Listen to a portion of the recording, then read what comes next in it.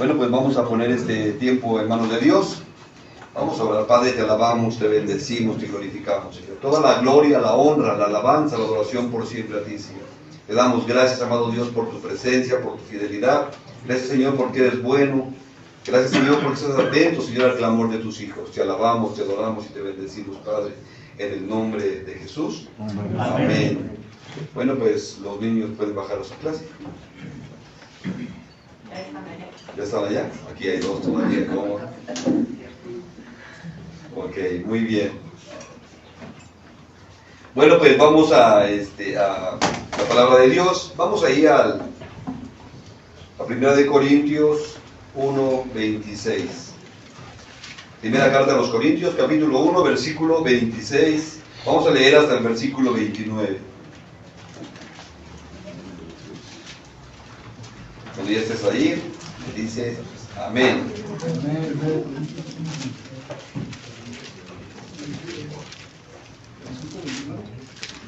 Primera de Corintios, capítulo 1, versículo 26 al 29. ¿Ya estás ahí? ¿Todavía no? ¿Ya estás ahí? Bueno, pues vamos a la palabra de Dios. Dice así: pues miren, hermanos, su vocación, que no son muchos sabios según la carne, ni muchos poderosos, ni muchos nobles. 27. Sino que lo necio del mundo escogió Dios para avergonzar a los sabios. Y lo débil del mundo escogió Dios para avergonzar a lo fuerte.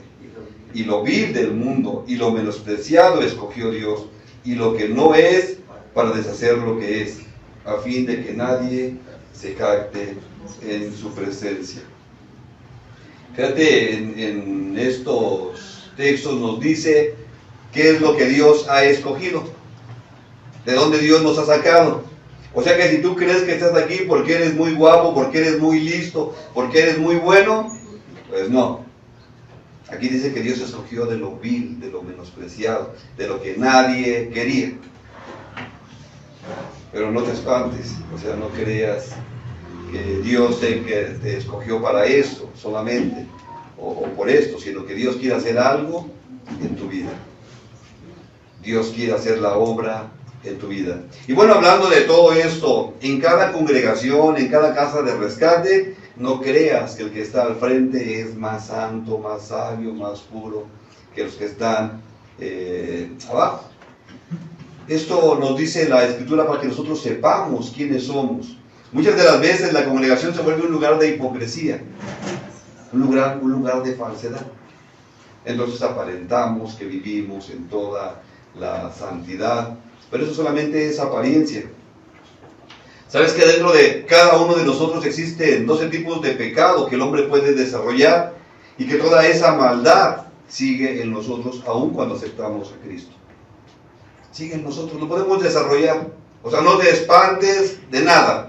Por eso nos dice la Escritura que tienes que tener puestos los ojos en Jesús, no en el hombre. El hombre siempre te va a fallar. Jesús no. ¿Sí? Esto es importante que lo tengas presente. Entonces, fíjate, cuando una persona entiende de dónde Dios la ha sacado, de dónde Dios la ha escogido, ¿sí?, tiene que tomar su posición. ¿Quién soy? ¿Por qué? Porque dice que Dios escogió de lo vil, de lo menospreciado, de lo que nadie quería. Entonces, ¿quién puede confiar en esa persona? ¿Quién puede confiar? Pues con la familia, pues le has ganado con las cosas, les has robado, te has burlado de ellos. Muchas de las veces, ¿verdad?, les hacemos promesas que no cumplimos. ¿Y cómo crees que está su corazón? Pues lastimado, no pueden confiar. Entonces, ¿cómo Dios ha levantado a una persona para un propósito, pero nadie puede confiar en esa persona? Y te digo, no, esto no es solamente para, por decir, las casas de rescate, para los hermanos que se internan, sino esto es para todos. Solamente tenemos que entender las Escrituras, qué es lo que Dios está diciendo y cuál es el propósito de Dios. Entonces, cuando hablamos que si se puede confiar en ti, seguramente me vas a decir que sí. Por el testimonio que hemos dado a la familia, pueden amarnos, pero hay desconfianza en ellos. Y bueno, pues aunque te amen, no pueden confiar, no le es fácil hacerlo.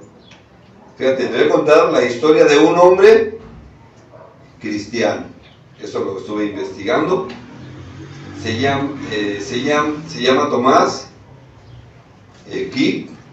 Fue juzgado y condenado entre el año 1991 y el 2003 por 8 de los 39 escalofriantes asesinatos que había confesado. Pero era cristiano,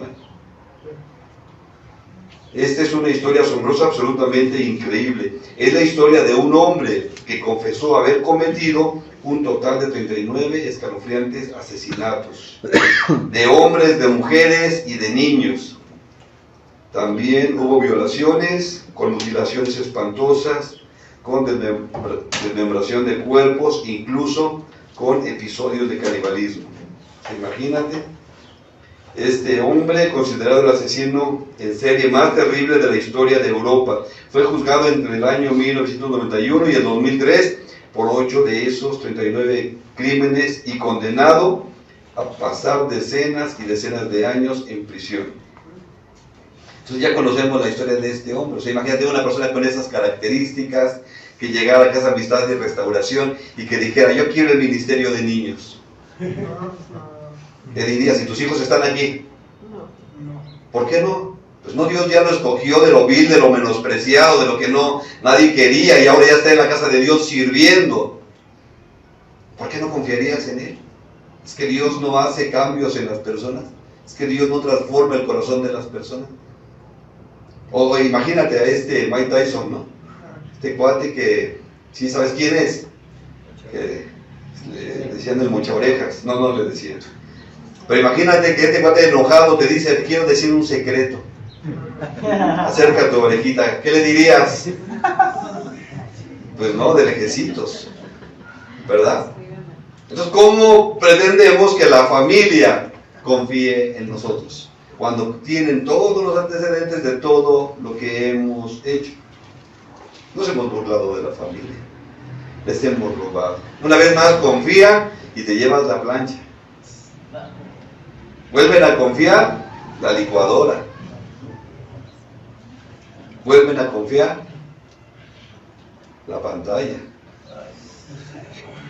Y ya cuando llegas nuevamente, pues dicen, hay que estarlo cuidando,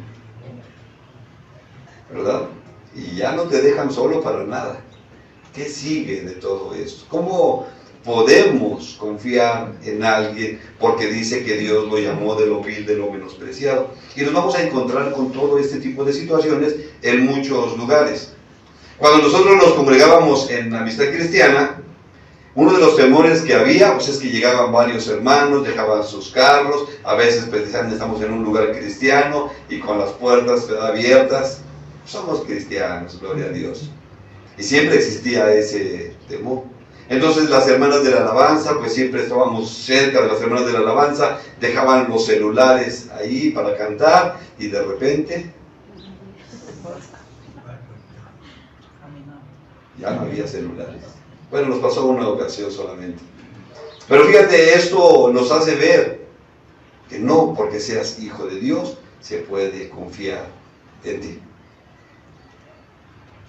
Y aunque te indignes y aunque te molestes, y sabes que muchas de las veces nosotros pensamos, es que es cristiano, es que ya aceptó a Jesús, ya su vida va a ser diferente.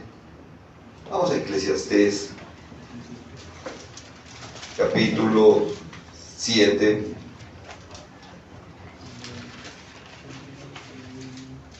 Eclesiastés capítulo 7. Esto me gusta leerlo porque a veces llegan los pastores, los líderes super ungidos, que ya no se equivocan.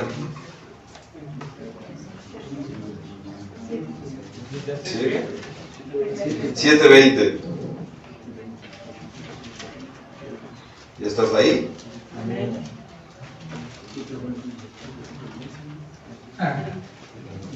¿Estamos ahí? Amén. ¿Amén? Amén. Dice la palabra de Dios, ciertamente no hay hombre justo en la tierra, ¿Qué? Nunca peque. Que haga el bien y nunca peque. No hay. No hay, aunque te presenten al superpastor, al superungido, no hay. Dice, no hay hombre justo sobre la tierra que haga el bien. Sí, lo puede hacer, pero es imposible que nunca peque. Entonces imagínate, estamos hablando de liderazgo, estamos hablando de personas que se dice que tienen una relación personal con Dios. Ahora imagínate de alguien que está empezando en los caminos de Dios. Y es por eso que nosotros tenemos que confiar en el Señor, pero no podemos confiar en el hombre. No podemos confiar en eso. Y fíjate que la Escritura nos habla acerca de la perseverancia que tiene que tener un hijo de Dios para que pudiera confiar en Él. Y vamos a ver la vida de un hombre, el cual llevó a otros a blasfemar el nombre de Dios. Y bueno, pues amaba a Dios, pero llevó a otros a blasfemar el nombre de Dios. Y ese es el cuidado que tú tienes que tener. No puedes confiar en ti mismo. No puedes confiar en ti mismo. Porque tienes que saber que eres carne. Y que el Señor ha perdonado tus pecados. Eso no hay duda. Pero de que puedes cometer más, también es cierto. Y tienes que estar consciente de esto. A veces piensas que como ya recibiste a Jesús como tu Señor, como tu Salvador, o sea, ya no te van a dar ganas de pecar. No, te van a seguir dando ganas de pecar. Te van a seguir dando ganas de hacer el mal. Porque dentro de nosotros hay 12 tipos de pecados. 12 maldades que podemos desarrollar. Entonces cuando tú vayas a una congregación y que veas al pastor que dice, es que Dios me está diciendo, ya cuida tu bolsa, cuida tu bolsa, Dios me está diciendo que me tienes que dar, que me tienes que bendecir, que tienes que aportar. Ya cuando empiezan con estas situaciones. Y es que el Señor me está hablando, aguas con eso. ¿Sí? Entonces es delicado estar en las cosas de Dios. ¿Por qué? Porque el hombre tiende a cometer ese tipo de perversidades y de maldades. De manipular la palabra de Dios incluso. Ya les platiqué de ese lugar donde caían las plumas de las alas de los ángeles. Sí, de verdad. Y pues, la congregación llena, ¿no? Porque les caían plumas y eran de alas de ángeles. Pero serían los ángeles azules porque no era real. Y hay lugares donde llueve oro. ¿Sí? Entonces este tipo de situaciones no tienen otro fin más que la manipulación. Y tenemos que tener cuidado de todo eso. Entonces, en el hombre existe tanta maldad. Y el hombre puede justificar que quiere hacer algo bueno. Recuerdo hace tiempo salió en un periódico, se apareció una imagen en una carretera. Y la multitud de gente ahí llevando flores y veladoras, y es que se apareció y ya ves llorando y todo, y de repente llegaron unos jóvenes y dijeron, no, nosotros lo pintamos en la noche. Y no, cállense, blasfemos, eso es una aparición. A ver, ¿qué dices?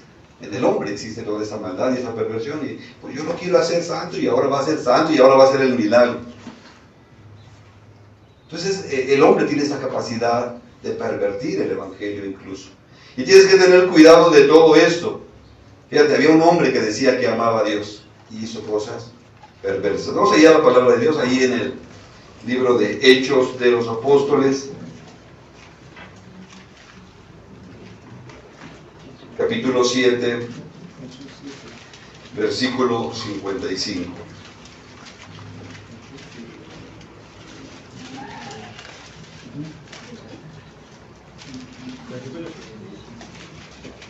Hechos 7, 55, ¿ya estás ahí?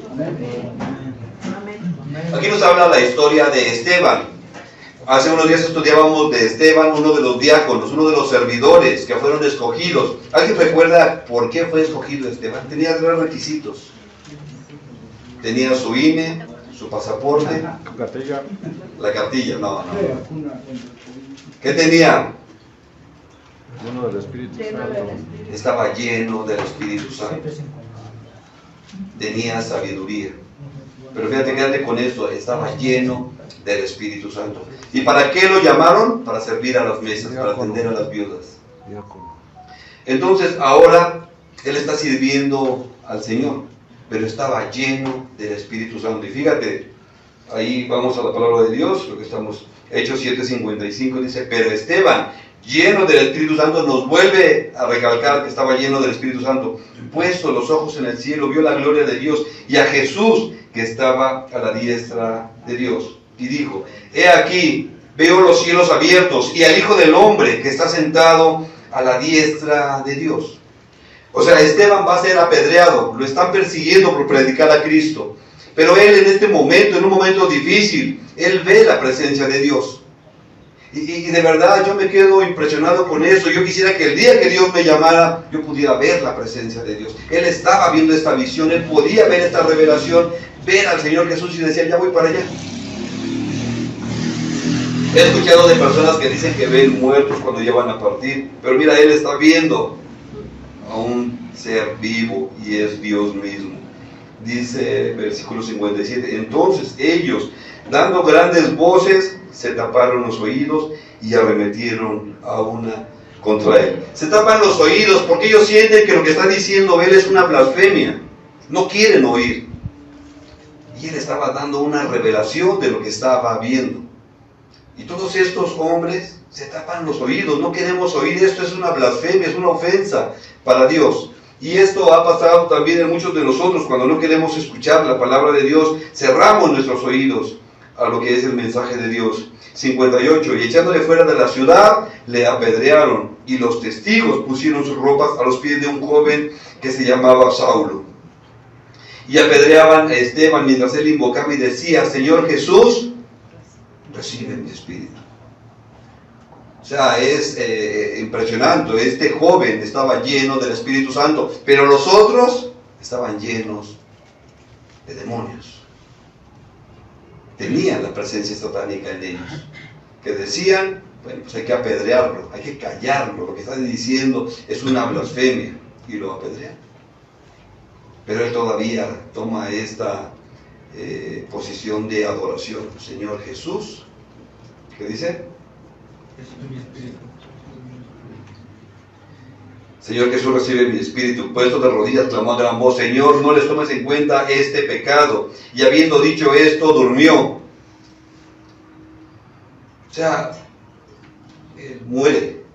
Dice la Escritura, durmió. Porque así tiene que ser en la vida de un cristiano. El momento que él parte de este mundo, cierra sus ojos, se duerme, para que cuando los abra esté delante de la presencia del Rey. Amén. Y esto es lo interesante, esto es la oportunidad que tenemos cada uno de nosotros.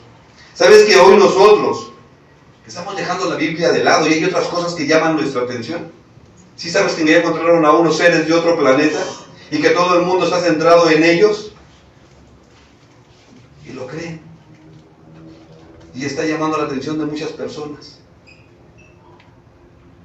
Y nosotros tenemos la Escritura para ver toda la revelación de parte de Dios. Entonces fíjate, Esteban, por haber creído en el Señor Jesús, porque el Señor lo había escogido de lo vil y de lo menospreciado, ahora es apedreado.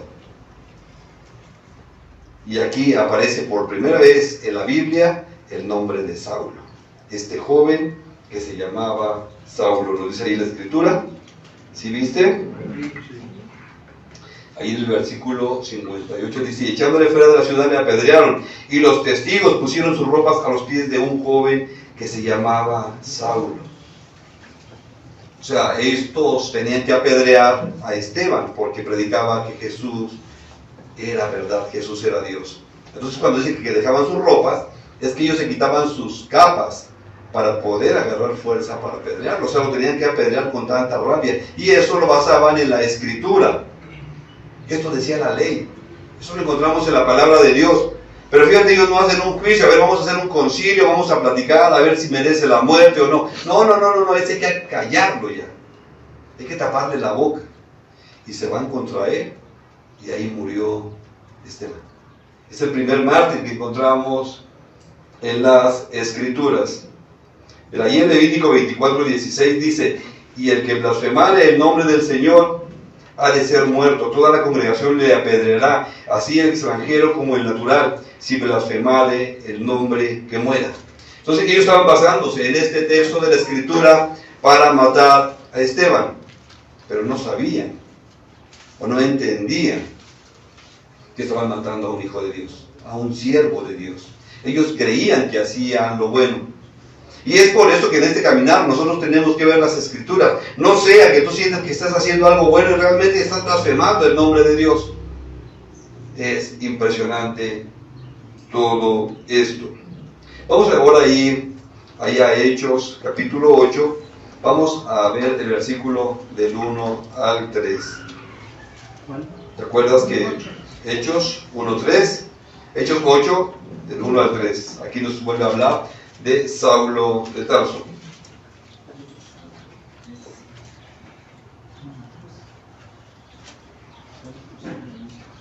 ¿Ya estamos ahí? Dice la palabra de Dios: y Saulo consentía en su muerte. O sea, estaba de acuerdo en su muerte. En aquel día hubo una gran persecución contra la iglesia que estaba en Jerusalén. Y todos fueron esparcidos por las tierras de Judea, de Samaria, salvo los apóstoles. Y hombres piadosos llevaron a enterrar a Esteban e hicieron gran llanto sobre él. O sea, ve la situación de Esteban, muere, pero mucha gente veía que tenía la presencia de Dios en su vida, que se les hacía una muerte injusta, que hicieron gran llanto por él. Varios días lloraban por él. O sea, ¿cómo era posible que hubiera sucedido esto? Y es impresionante, porque a veces se te hace injusto. Pero si tú eres hijo de Dios, tienes que estar preparado para todo. Para todo. Que la gente se vaya encima de ti, que te rechacen por ser cristiano. Uno de la casa de restauración, con el que iniciamos la casa de restauración. Algunos no lo conocieron, pero todavía vive, ¿no? Pero él, con el que iniciamos esta casa de restauración, él no conocía de Dios. A él lo conocía ahí en el Parque Chiapas, ahí en la calle estaba viviendo. Le hablé del Señor Jesucristo, pues como no existía todavía la casa de restauración, lo llevé ahí al departamento donde vivía, ahí le empecé a ministrar, y ahí empezó el ministerio, Casa de Amistad y Restauración. Y él quedó impactado, y luego pues lo llevaba a Amistad Cristiana, y pues él recibía la palabra, y empezó a conocer de Dios, y se enamoró de Dios. Entonces él estaba con esta sensación de decir: es que mi familia está en Chiapas y yo quiero compartirles el Evangelio. Y él se imaginaba, siempre estaba con esta ilusión de que algún día iba a llegar a Chiapas y les iba a compartir a su familia el Evangelio. Pues ya está en Chiapas. Hace poco llegó allá con su familia, vio a su padre, a sus hermanos, estaba muy contento porque pues lo abrazaron y pues después de tanto tiempo, pues aquí se pasó como 10 años, imagínate. Entonces es impresionante, pero ahora, pues llegó el momento de compartirle el Evangelio y le dijeron: no queremos eso, no queremos eso. Y le rechazaron. Entonces la familia decía: no, a ver, usted se va a casar, se va a olvidar de todo eso, vamos a hacer un pachangón y su vida continúa. Pero él ya tenía sembrado el Evangelio. Cuando una persona ha recibido el Evangelio, ya no se cree nada. Entonces él empezó a caminar en las cosas de Dios, teníamos comunicación con él, y la semana pasada me mandó un mensaje diciéndome: le tuve que salir de mi pueblo. Toda la familia se le fue encima por predicar de Cristo. Y a ver, Señor, pues no me sacaste de la calle para regresar con mi familia, y ahora mi familia no me quiere ver porque predico tu nombre. ¿Ves lo impresionante que puede ser caminar en Cristo? Pero si tú permaneces, si Él permanece aún en ese momento, cuando viene el rechazo, Dios va a respaldar lo que Él está haciendo. Dios no lo va a dejar avergonzado, Dios no lo va a dejar de lado.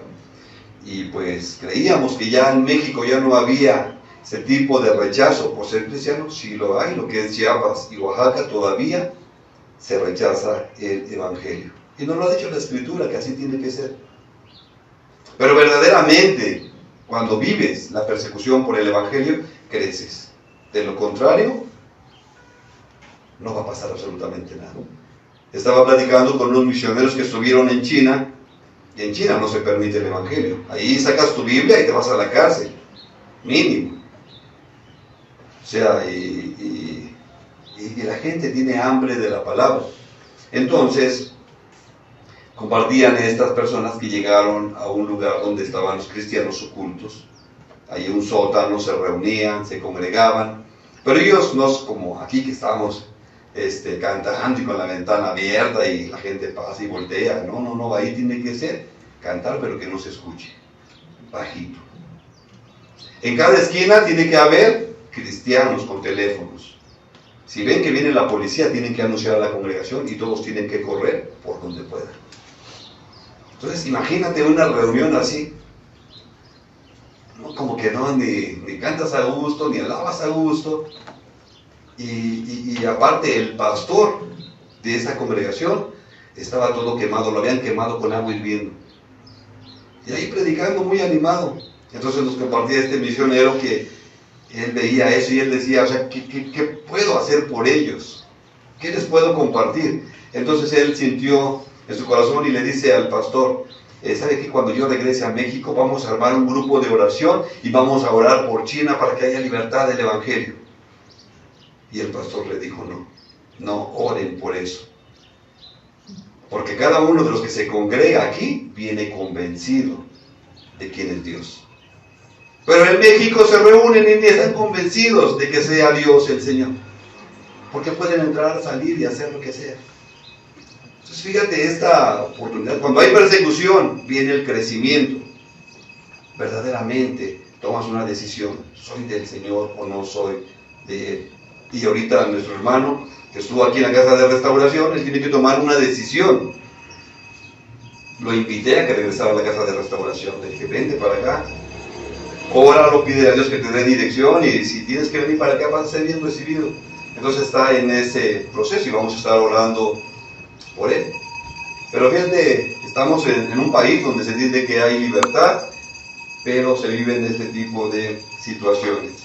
Entonces ahí nos dice la palabra de Dios en Hechos 8:1, dice, Saulo consentía en su muerte. En aquel día hubo una gran persecución contra la iglesia que estaba en Jerusalén y todos fueron esparcidos por las tierras de Judea y de Samaria, salvo los apóstoles. Sí, o sea, ellos se quedaron, los demás eran esparcidos. Pero si tú sigues leyendo la palabra de Dios, salían corriendo. Así como ahorita mi hermano tuvo que salir de su familia. Pero donde llegaba, predicaba.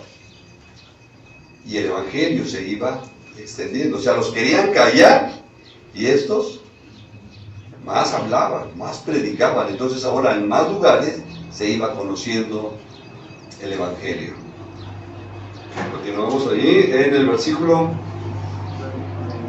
3, dice, y Saulo asolaba la iglesia, entrando casa por casa, arrastraba a hombres y mujeres y los entregaba en la cárcel. O sea, este Saulo no aceptaba el evangelio, no quería el evangelio. Cualquiera que supiera que era cristiano, a la cárcel los arrastraba y se sentía orgulloso de eso. Los asolaba.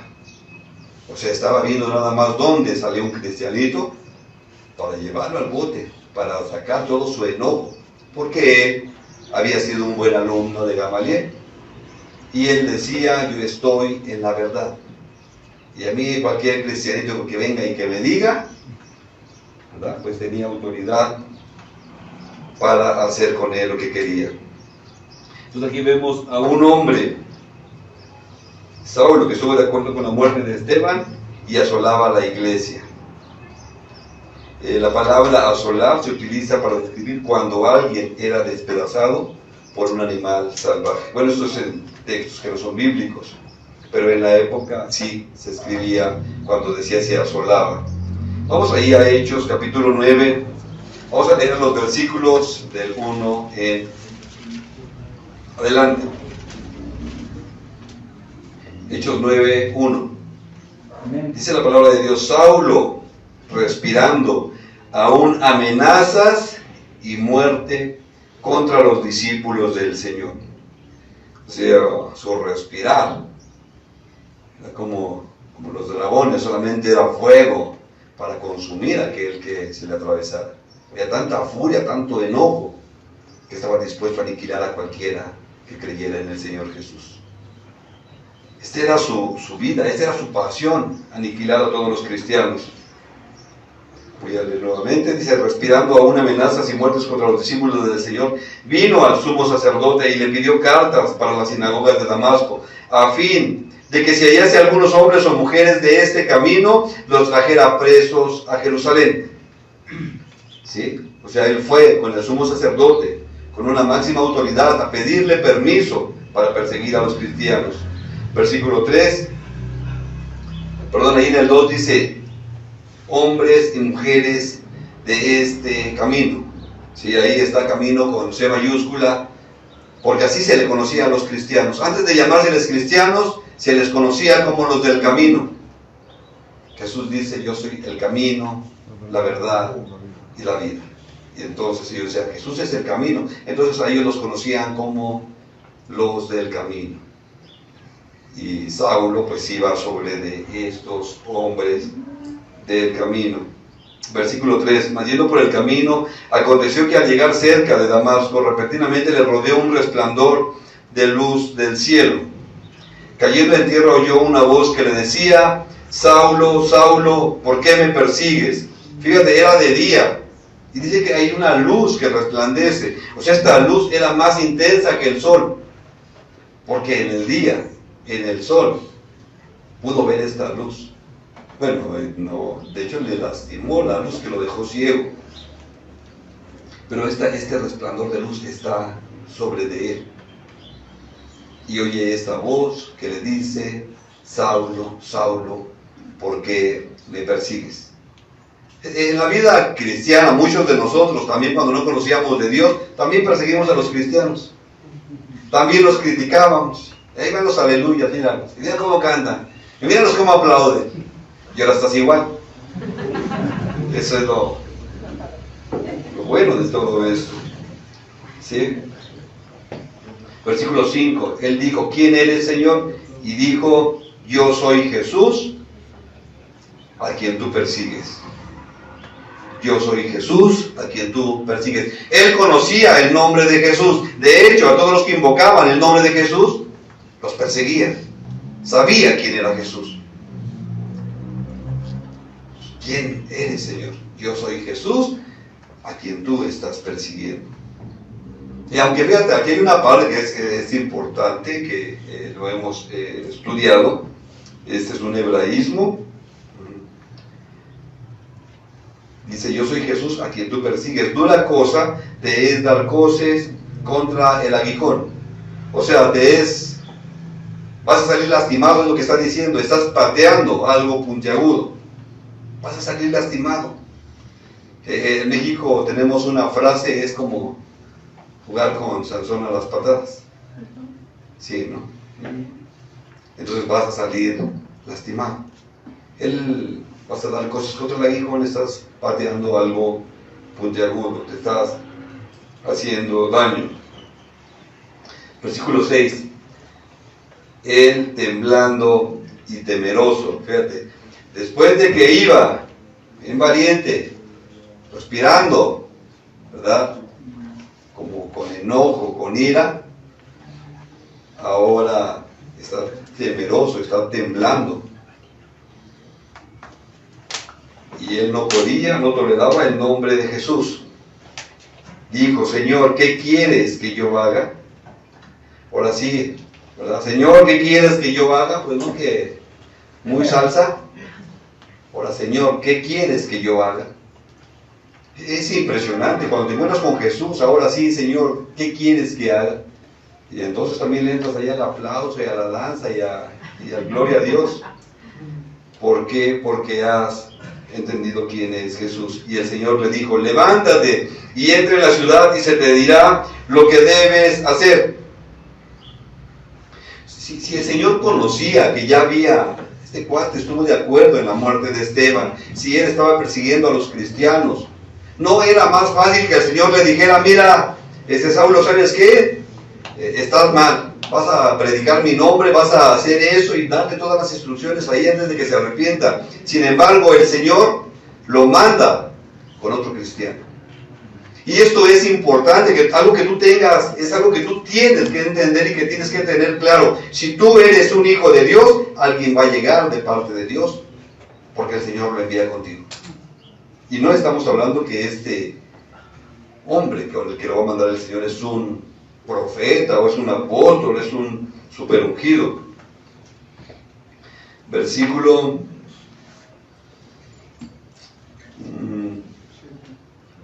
7, dice los hombres, 6, dice, y hablando y temeroso dijo, Señor, ¿qué quieres que yo haga? Y el Señor le dijo, levántate y entra en la ciudad y se te dirá lo que debes hacer. Y los hombres que iban con Saulo se pararon atónitos, oyendo a la verdad la voz, mas sin ver a nadie. O sea, estos no entendieron qué estaba sucediendo.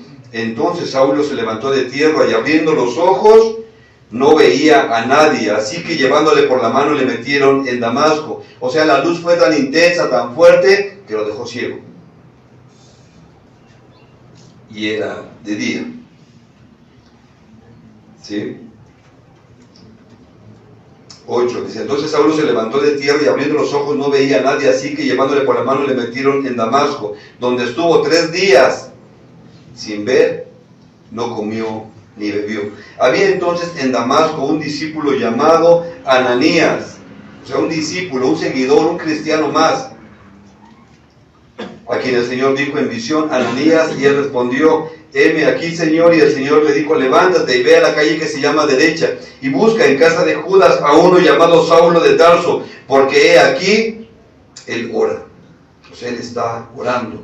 Búscalo en la casa de Judas. Versículo 12, ya ha visto en visión a un varón llamado Ananías que entra y le pone las manos encima para que recobre la vista. Entonces Ananías respondió, Señor, he oído de muchos acerca de este hombre, cuántos males ha hecho a tus santos en Jerusalén. Ahí está la palabra santos. Santos no es los que apartados, a los que aquellos que han decidido seguir a Cristo. Señor, es tan notorio, ya todos sabemos, este hombre es perverso, es malo, está en contra de todos los que invocan tu nombre.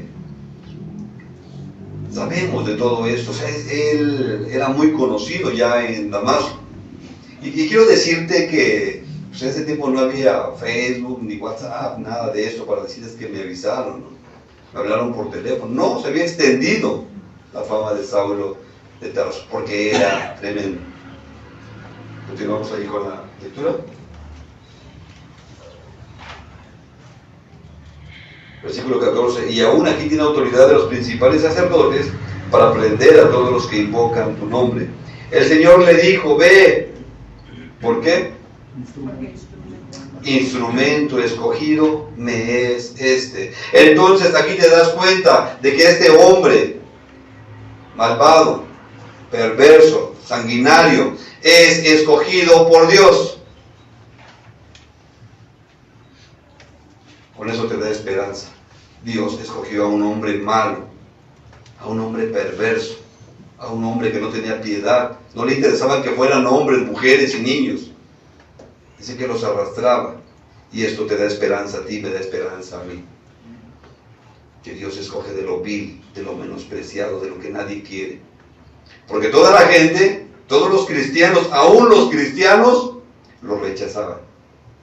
Aún los cristianos lo veían mal. Pero el Señor dice, instrumento escogido me es este. Y esta palabra es para ti. Si el Señor dice, yo te escogí, aunque los demás cristianos se pongan al brinco. Instrumento escogido me es este. Yo lo escogí. Señor, pero es malo, pero es perverso. Yo lo escogí. Yo lo necesito así. ¿Sabes la importancia que hay? Que aún una persona que era un drogadicto, un alcohólico, se levante para llevar el nombre de Dios. ¿Sabes lo importante que es? Por eso el diablo no te deja levantarte. Por eso el diablo te dice, mejor quédate ahí. Por eso el diablo dice, mejor no luches, nunca vas a poder. No se puede salir de ahí. Porque si sales de ahí, si te levantas, eres un peligro para el infierno. Literal, vas por las almas que están en el infierno. Y el Señor está diciendo, instrumento escogido me es este. Imagínate cómo estaban todos los cristianos cuando se enteraron. Ahorita vamos a ver esto. Vamos ahí, 16, dice, porque yo le mostraré cuánto le es necesario padecer por mi nombre. Vas a padecer por el nombre de Jesús. Vas a padecer porque eres cristiano. Este varón que se fue de la casa de restauración está padeciendo por causa del nombre de Jesús. Él puede renunciar a Jesús y decir, bueno, pues total, me hago a un lado el nombre del Señor y yo vivo una vida como los demás. Pero él sabe que ya no lo puede hacer. Él conoció al Rey y sabe que es real. Él conoció la palabra y ahora tiene que permanecer o tomar una decisión sobre su vida. Versículo 17, fue entonces Ananías y entró en la casa y poniendo sobre él las manos dijo, hermano Saulo, ya no eres Saulo, ahora es hermano Saulo, el Señor Jesús que se te apareció en el camino por donde venías me ha enviado para que recibas la vista y seas lleno del Espíritu Santo. Y al momento le cayeron de los ojos como escamas y recibió al instante la vista y levantándose fue bautizado. Fíjate, esta palabra nosotros queremos verlo como que fue bautizado, como que en ese momento trajeron agua y lo sumergieron y yo te bautizo en el nombre de Jesús, pero él había sido bautizado, había sido sumergido en el nombre de Jesús, lleno de la presencia de Dios. Ya no hay nada que te mueva de ahí. Ya es algo que tiene que haber en tu vida, que sea sumergido en el nombre de Jesús. Que desciendas a las aguas es importante, pero sobre todo que sea sumergido en el nombre de Jesús.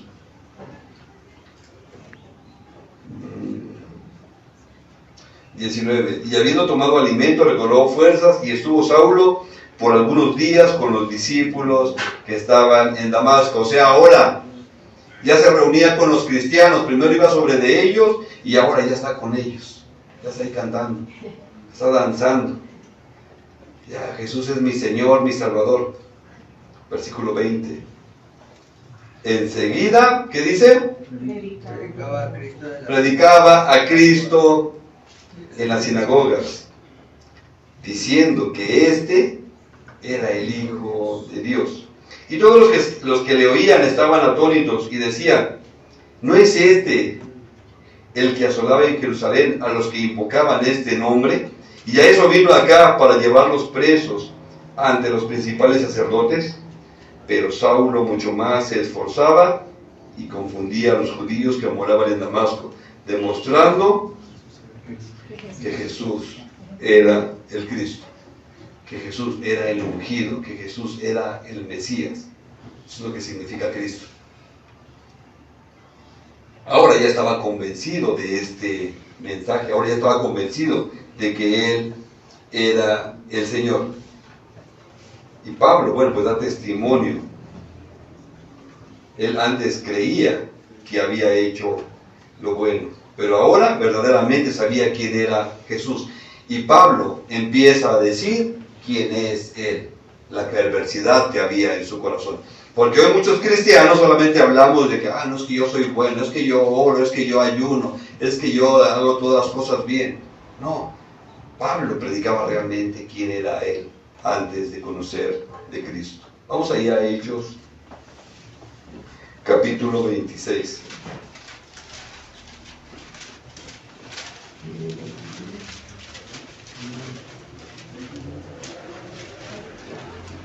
Hechos 26, 9.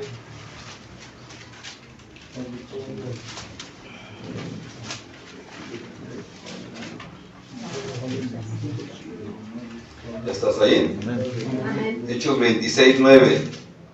Dice la palabra de Dios: yo ciertamente había creído mi deber hacer muchas cosas contra el nombre de Jesús de Nazaret. 10.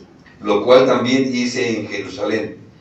Yo encerré en cárcel a muchos de los santos, habiendo recibido poder de los principales sacerdotes, y cuando los mataron, ¿qué dice? Yo aprobé, yo estuve de acuerdo con su muerte. 11. y muchas veces castigándolos en todas las sinagogas, los forcé a blasfemar. Y enfurecido sobremanera contra ellos, los perseguí hasta en las ciudades extranjeras. O sea, era tremendo el Pablo. Imagínate que fuera tu compadre antes de ser convertido. Sí, Pablo había obligado a muchos a blasfemar el nombre de Jesús. Pero ahora reconoce que es culpable de todo eso. Y ciertamente nosotros delante de Dios no podemos estar fingiendo lo que no somos. Que yo soy tan santo que si veo que alguien se equivoca, yo tengo la capacidad de señalarlo y agarrar piedras y aniquilarlo. Porque dice la palabra de Dios. Y se da mucho esto en el cristianismo. Pero ¿sabes qué es lo que el Señor nos enseña en su palabra? Que todos estamos llenos de porquería. Todos. Y estamos delante de Él por su misericordia, por su gracia. El cristiano es como un vaso. O sea, imagínate este vaso hasta el tope lleno de porquería, que si se mueve tantito, se desparrama. Y ensucia todo lo que está a su alrededor. ¿Y qué es la vida de hipocresía? Es que se desparrama y lo limpio rápido para que nadie se dé cuenta. Para aparentar que soy tan santo. Pero entonces sigo con mi pecado, con mi maldad, solamente viviendo una vida de hipocresía y de falsedad. Y el Señor quiere transformar nuestras vidas. El Señor quiere que haya un cambio en nuestros corazones. Vamos ahí a Proverbios 28:13.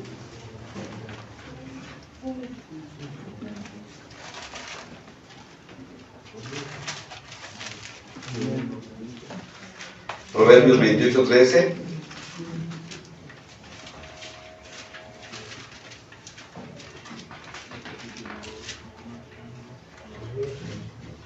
¿Estás ahí?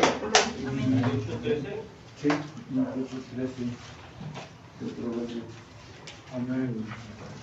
Dice la palabra de Dios: el que encubre sus pecados no prosperará. Se está tapando nada más. Trata de aparentar que Él es bueno, ¿verdad? Mas el que los confiesa y se aparta, alcanzará misericordia. Y eso es lo que nosotros vemos en Dios. Por eso es necesario tener puestos los ojos en Jesús. Primera de Timoteo 1:13. Vemos que Pablo reconocía su maldad, su perversión. Y ahí en 1 de Timoteo 1:13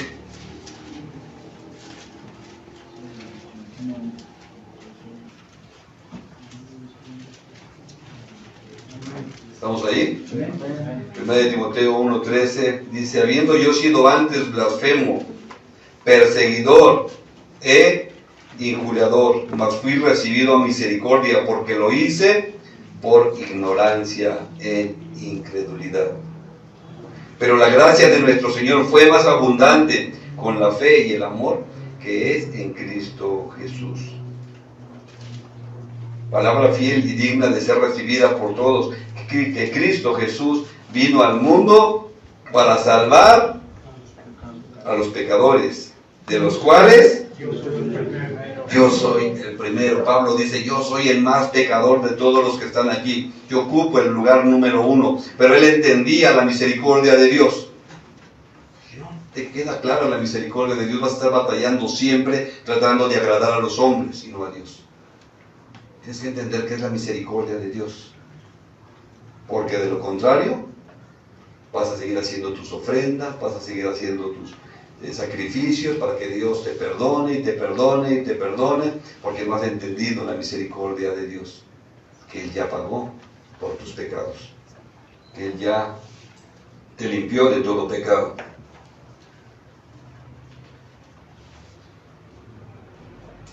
Ahí en 1 Corintios 15:9.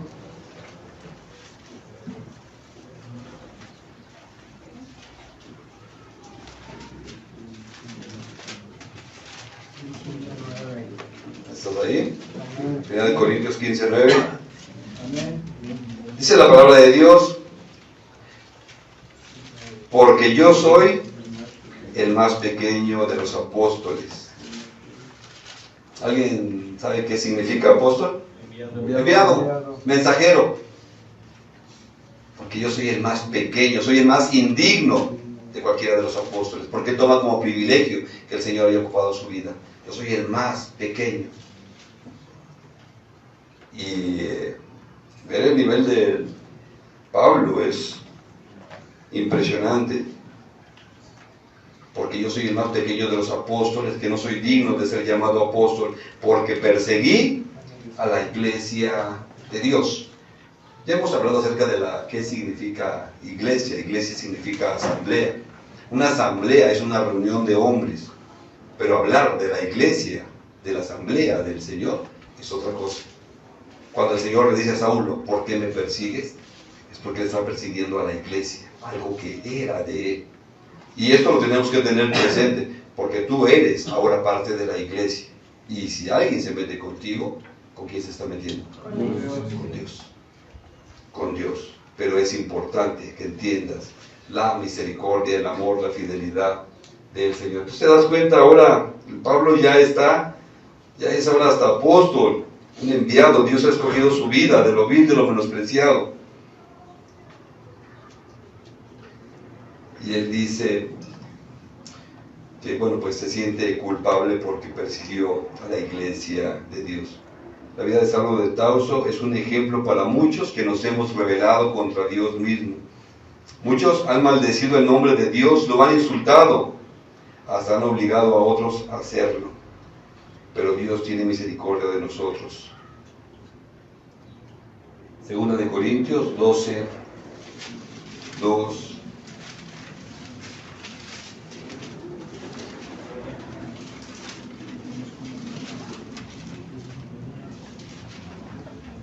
Segunda de Corintios, capítulo 12, versículo 2.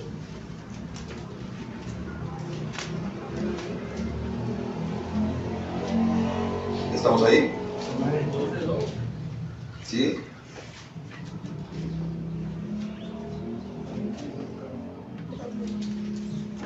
¿Estás ahí? Amén.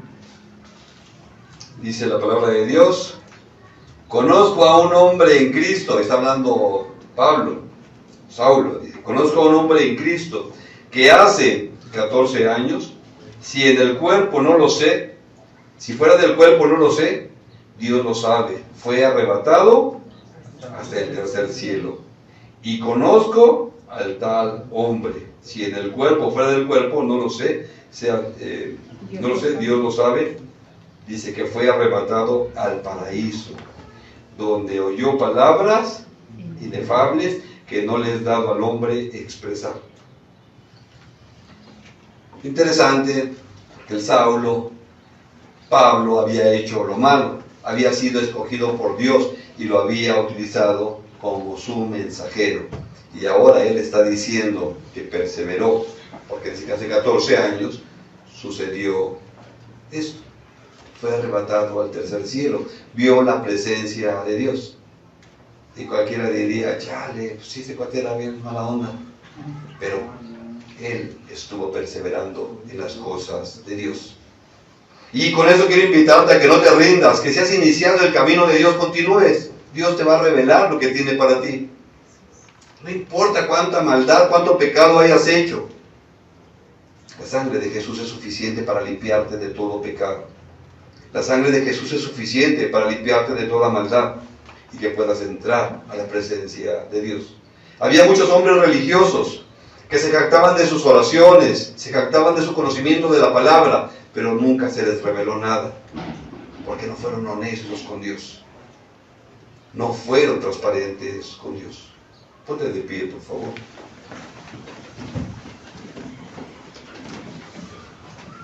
Quiero que inclines tu rostro. Solamente tú sabes lo que hay en tu corazón. Solo tú sabes lo que hay en tu vida. Solamente tú sabes de qué te avergüenzas. Solamente tú sabes todo el mal que has hecho. Solo tú lo sabes. Y Dios. Yo no estoy aquí para condenarte ni para decirte que te vas a ir al infierno, porque eso no sería el Evangelio. El Evangelio es que hay perdón de pecados, que aún la puerta está abierta que aún es tiempo de gracia, que hoy puedes tomar a Jesús como el Señor de tu vida. Y si hay cosas que aún te pesan, entrégaselas al Señor. Si hay cosas que aún te avergüenzan, entrégaselas al Señor. Confía en su misericordia, confía en su perdón, confía en su amor. El Señor escogió de lo vil, de lo menospreciado, no para humillarte, no para ofenderte. Lo tiene que tratar contigo, tienes que perseverar en este crecimiento. Padre, te alabamos, te bendecimos, te glorificamos, Señor. Toda la gloria sea para ti, Señor. Toda la alabanza, la adoración sea por siempre a ti, amado Dios. En esta hora, Padre, Casa Amistad y Restauración, mi Señor, lo levantamos delante de ti, mi Señor, pidiendo, Señor, que seas tú quien nos restaure, que seas tú, Señor, quien nos sane, que seas tú, Señor, quien muestra su amor en nuestros corazones. Padre, en esta hora, mi Señor, levanto a cada uno de los varones de Casa Amistad y Restauración. Esos varones que están siendo restaurados, mi Señor, tú conoces su vida, mi Señor. Tú conoces, mi Señor, todas sus situaciones de pecado, incluso, Señor, aquellas que son vergonzosas, Señor. Pero hoy confiamos en que tú eres todopoderoso, Señor, y que tú me has elegido. Y has elegido a cada uno de ellos con un propósito, Señor, de ser transformados, de ser levantados, amado Dios. Quita, Padre, de su corazón toda vergüenza, mi Señor.